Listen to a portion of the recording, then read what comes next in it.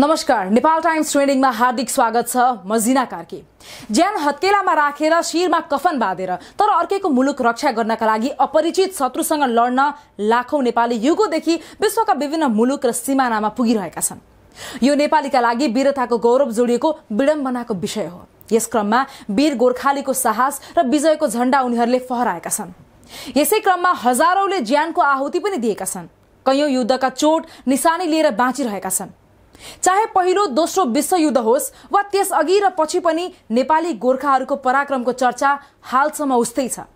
नेपाली गोर्खाहरूले वीरताको झण्डा गाडेको एउटा मुलुकको संयुक्त अधिराज्य बेलायत, विदेशी मुलुकको रक्षार्थ नेपालीले ज्यानको बाजी थापेर गुण लगाएको इतिहास लामो छ। भारतमा शासन गरेको ब्रिटिश इन्डिया सरकारले राणा शासन सुरु हुनु अघिदेखि नै नेपालमा आफ्नो रेजिडेन्स राख्न थालिसकेको थियो। नेपाल भएर ऊ तिब्बतसँग व्यापार गर्न चाहन्थ्यो। यसैबीच जङ्गबहादुर राणाको उदय भयो।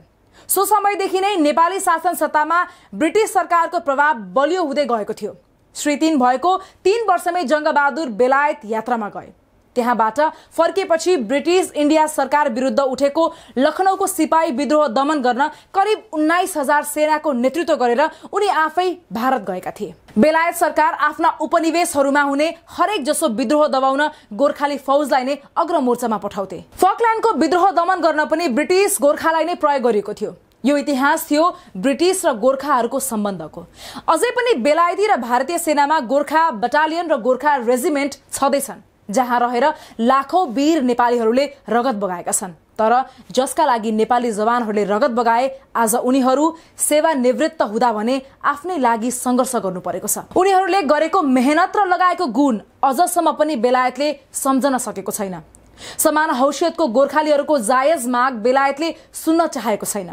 गत शनिबारदेखि भूतपूर्व गोर्खा सैनिकहरू लन्डनमा आमरण अनसनमा बसेका छन्। जीवनभर ब्रिटिश सरकारको सेवा गरेका उनीहरू आज त्यही सरकारबाट हेपिएको ठगिएको भन्दै दुःख मनाउ गर्दैछन्। सन् 1997 अघि ब्रिटिश सेनाबाट सेवानिवृत्त गोर्खा सैनिकहरूले पेन्सन लगायतका विषयमा आफूहरूलाई भेदभाव भएको बताउँदै आएका छन्।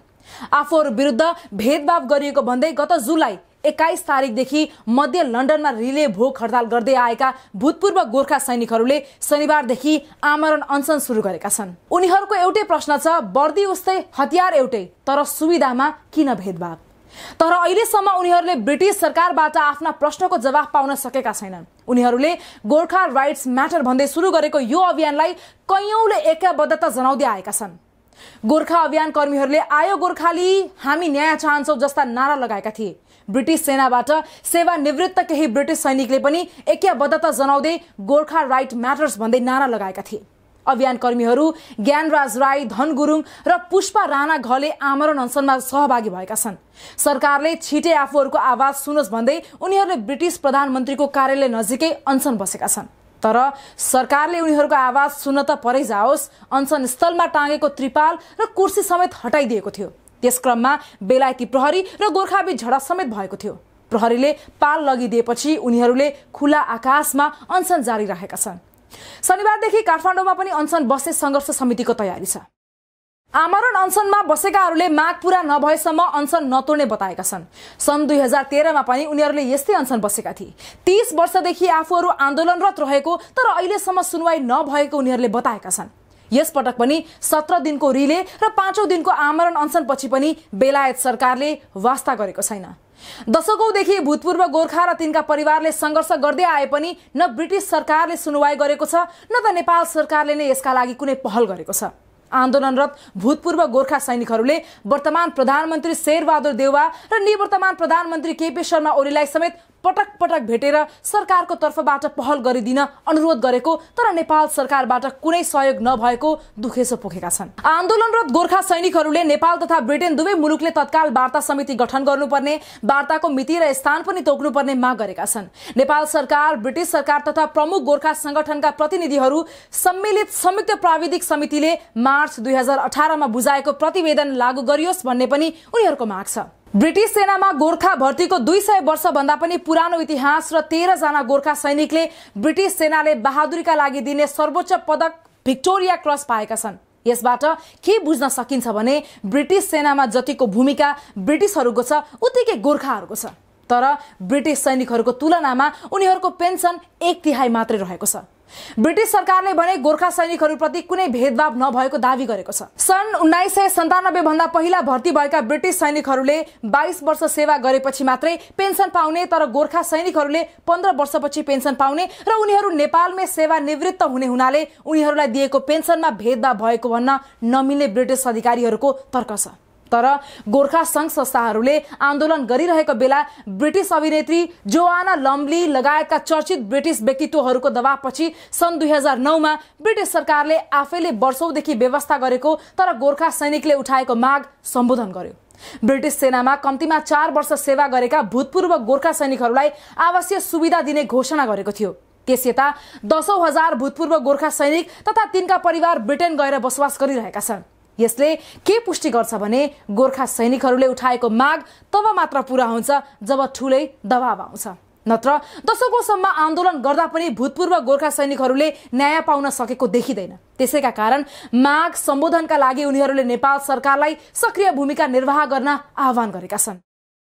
ब्रिटिश सेनामा रहेका गोर्खा सैनिकका समस्या, उनीहरूको माग र आन्दोलनलाई नेपाल सरकारले वास्तै नगरेको भने होइन।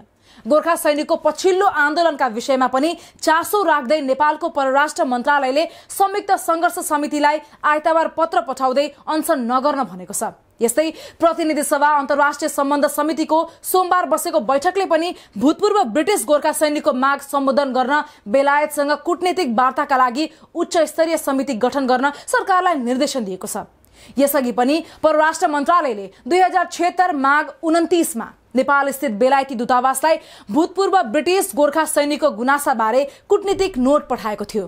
त्यो नोटमा गुनासा समाधान गर्न नेपाल सरकार र बेलायत सरकार बीच औपचारिक रूपमा छलफल गरी त्रिपक्षीय नेपाल भारत बेलायत सन्धि पुनरावलोकन गर्न चाहेको स्पष्ट पारेको थियो। तर नेपाली पक्षले उक्त पत्र पठाएको 1.5 वर्ष भइसक्दा समेत बेलायती पक्षले कुनै प्रतिक्रिया नदिएपछि नेपालले फेरि पत्रचार गरेको छ। आइतबार संघर्ष समितिलाई लेखिएको पत्रमा भनिएको छ, संयुक्त प्राविधिक समितिको प्रतिवेदनका आधारमा आगामी चरणको वार्ता गर्न अनुरोध गर्दै बेलायत सरकारलाई आजै पत्रचार गरिएको छ। यस्तै तत्कालीन प्रधानमन्त्री केपी शर्मा ओलीले सन् 2019 जुन 11 मा बेलायत भ्रमण गर्दा समकक्षी थेरेसा मेगसँगको भेटमा दुई मुलुकबीच छलफल गरेर भूतपूर्व गोर्खा सैनिकका गुनासा समाधान गर्नुपर्ने धारणा व्यक्त गरेका थिए। तर त्यसपछि पनि नेपालले पत्र मार्फत स्मरण गराउँदा पनि बेलायत सरकारले यो विषयमा ठोस प्रतिक्रिया दिएको छैन।